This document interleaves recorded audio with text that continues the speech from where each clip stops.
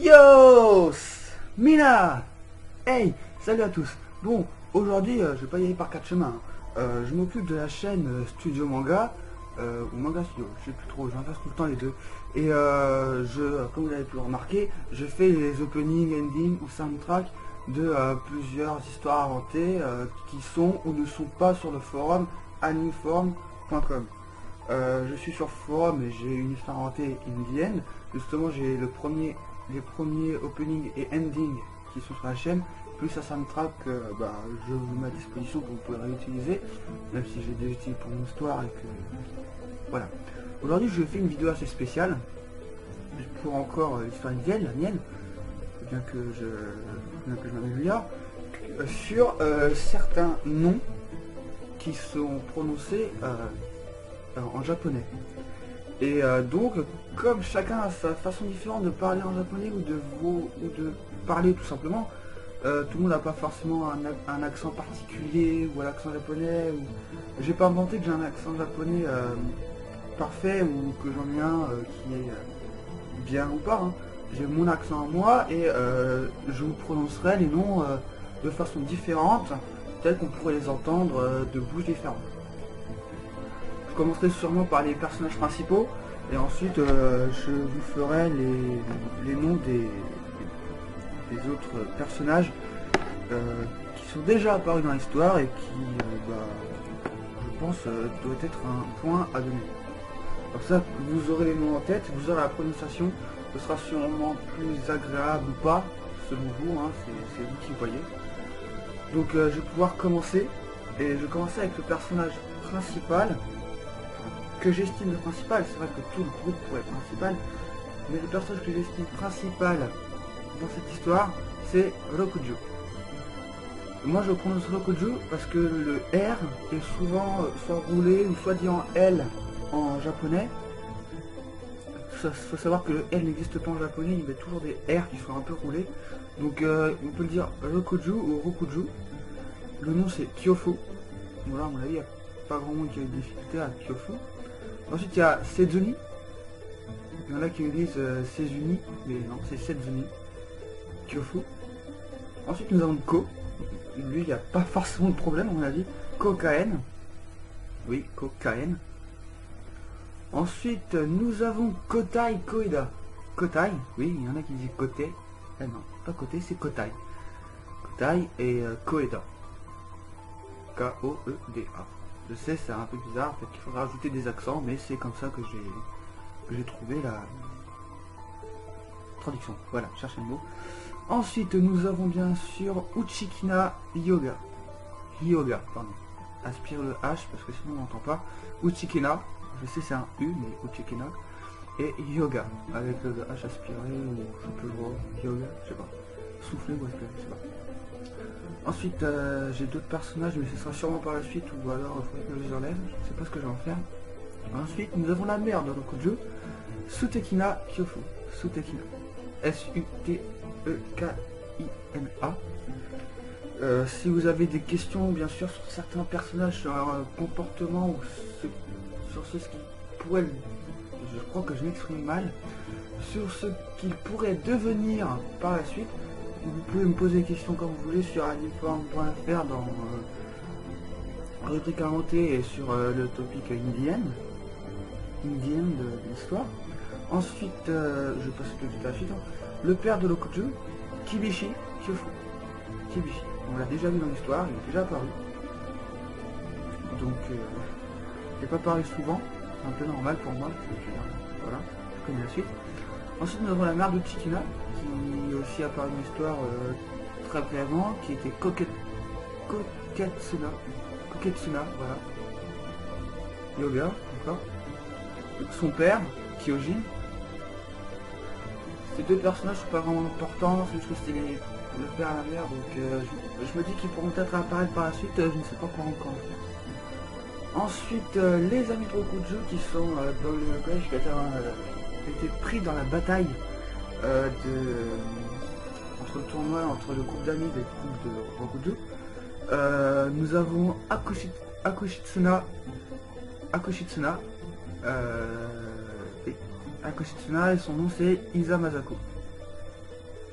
Je sais, j'adore les noms à rallonge, on me l'a déjà dit. Ensuite, nous avons le fameux Chishiki. Chishiki Kokatekina. J'ai les traductions, donc si vous voulez les traductions des noms, oui, parce que les noms ont un sens. Si vous voulez les traductions des noms, vous pouvez me le demander. Je vous les donnerai, mais pas maintenant, parce que vous n'avez pas demandé. Et puis je trouve pas ça vraiment nécessaire de les dire. Donc je continue. Ensuite nous avons le fameux aussi Odorokubeki Teiko. Odorokubeki. Je sais, c'est un peu compliqué des fois, mais les japonais sont comme ça. Il y a des U qui se prononcent OU, et puis... Mais c'est comme ça que j'ai entendu sur traducteur, bien sûr j'ai écouté, et c'est comme ça ça se disait. Ensuite nous avons aussi, il faut pas confondre les deux, c'est vrai que les deux peuvent se confondre, il y a Kashikoi et Kokashinkei. C'est compliqué de pas confondre les deux, hein. Kashikoi Shizukana et Kokashinkei Karakai. Attention à pas confondre les deux parce que sinon il pourrait y avoir... Moi-même je suis emmêlé les pinceaux dans le chapitre où sont apparus. Donc faut savoir, voilà. Ensuite nous avons Kureji Suire. Alors lui aussi j'ai du mal. Moi-même vous voyez j'ai du mal à prononcer les noms de mes personnages.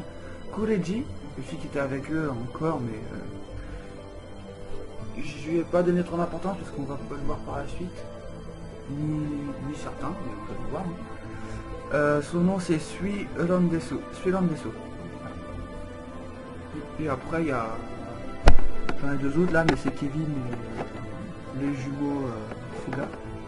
Les Fuga qui sont apparus sur un chapitre, je sais plus quel, tellement. Les Kevin Mondai, si vous voulez la traduction, vous me le demandez. Je vais pas faire ça de partie, hein, je vais directement enchaîner sur les personnages qui ont été inventés, donc je ne me suis pas inspiré du tout de mon entourage. Tous les personnages qui ont été cités ici, à part Kevin et les jumeaux, tous ces personnages que je vous ai cités avant ont été inspirés de mon entourage, dont moi. Enfin, je me suis inspiré de moi pour le personnage principal, pas forcément pour le caractère ni pour autre chose, mais en fonction de mon entourage et de ce que je connaissais et tout le reste, quoi.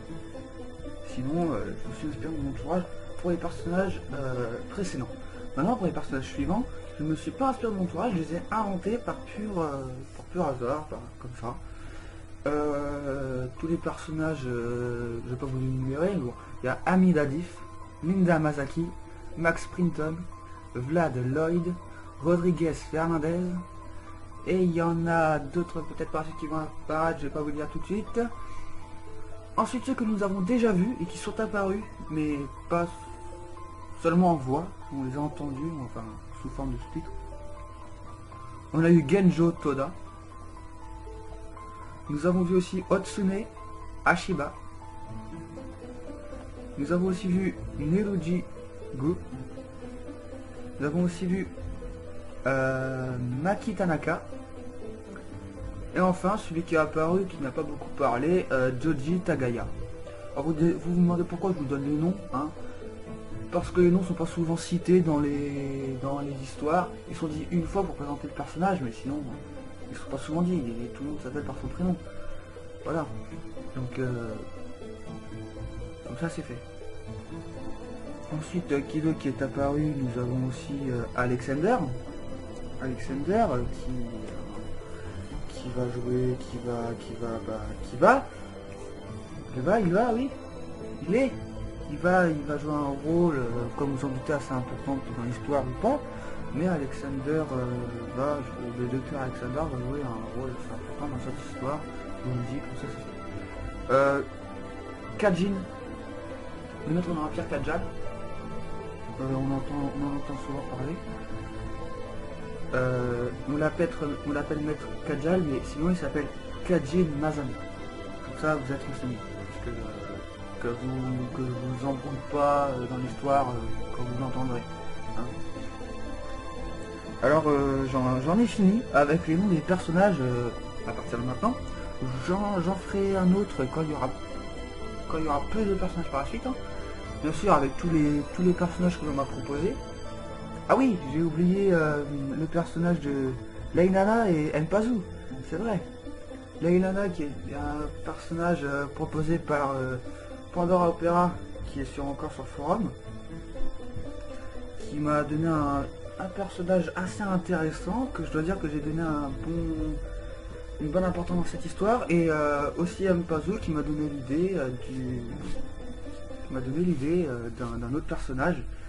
Enfin, qui m'a donné l'idée, il m'a donné son personnage. Hein, normalement, j'ai les fiches de Mpazu, du père de Mpazu, qu'on verra plus tard, et de Leilana, fait par Aurora. Donc, c'est tout pour aujourd'hui. Hein. Normalement, je n'ai pas d'autre chose à rajouter. Je vois pas quoi d'autre de toute façon.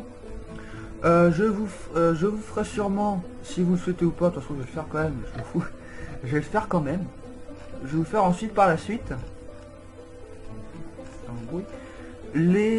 comment on prononce les attaques, qui sont aussi en japonais, qui peuvent être assez chiants à prononcer des fois, parce que on peut lire 10 fois et 50 fois on peut se dire bon je sais pas, je passe à la suite. Je sais pas, je vais pas me mettre à votre place, mais ça doit être peut-être comme ça, je ne sais pas. Donc je vous dirai les noms des attaques en japonais, et comme ça vous saurez comment ça se prononce ou comment vous pourrez prendre ça. Donc je vous dirai le nom des attaques des flammes, mais aussi le nom des pouvoirs spéciaux. Ceux qui sont compliqués à dire, hein, parce que percer, flash et section, à mon avis, il n'y a pas eu de problème. Et pour les autres, à mon avis, les pouvoirs spéciaux, je peux les faire tout de suite. Par exemple, Dajiayai, qui veut dire esquive rapide. Là, il faut bien traduire parce que sinon on ne comprend pas.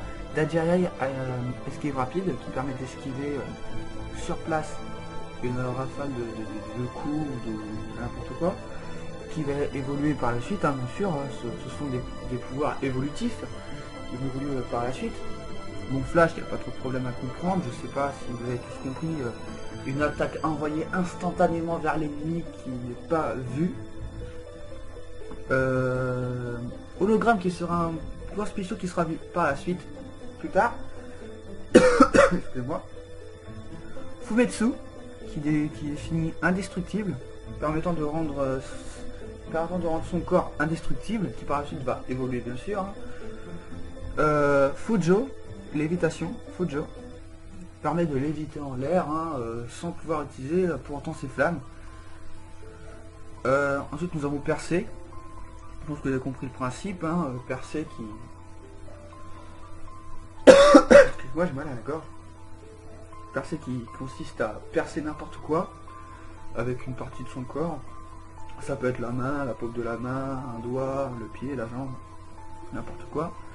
Fugashi, invisibilité, que nous avons déjà vu, qui permet de se rendre invisible pendant un laps de temps donné.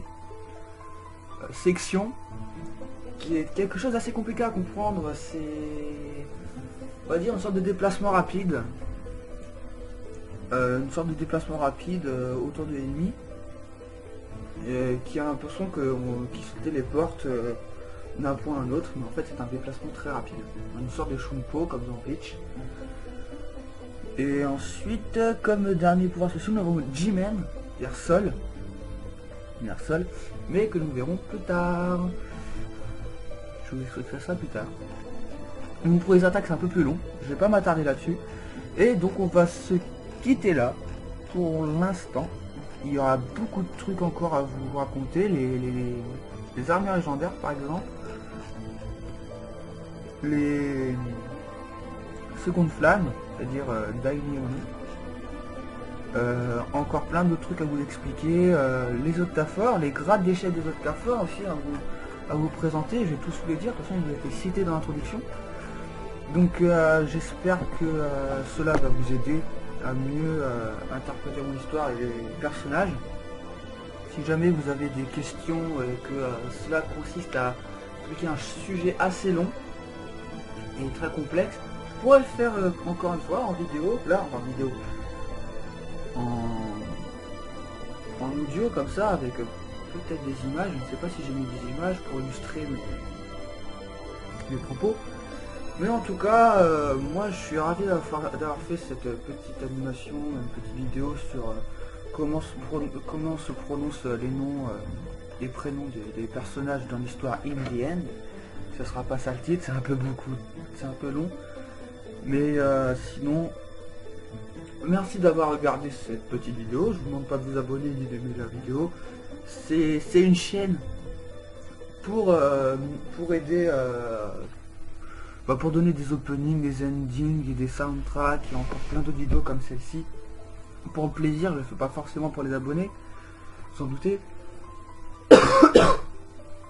Moi en tout cas, je suis arrivé à voir cette vidéo.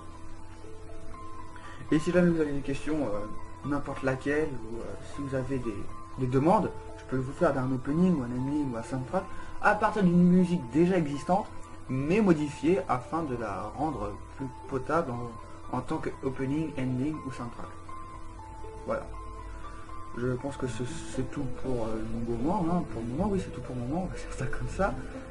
Et donc, je vous donne rendez-vous peut-être pour un prochain opening, ending, soundtrack ou une vidéo de ce genre. Je ne sais pas comment je vais appeler ces vidéos d'ailleurs. Et en tout cas, yes! Eh oui, c'est mon maître mot dans le forum, le maître mot dans la vie de tous les jours, hein, des fois. Et donc, je vous remercie tous encore d'avoir regardé cette vidéo. Je sais, je vous remercie beaucoup les gens. Et à bientôt. Yes.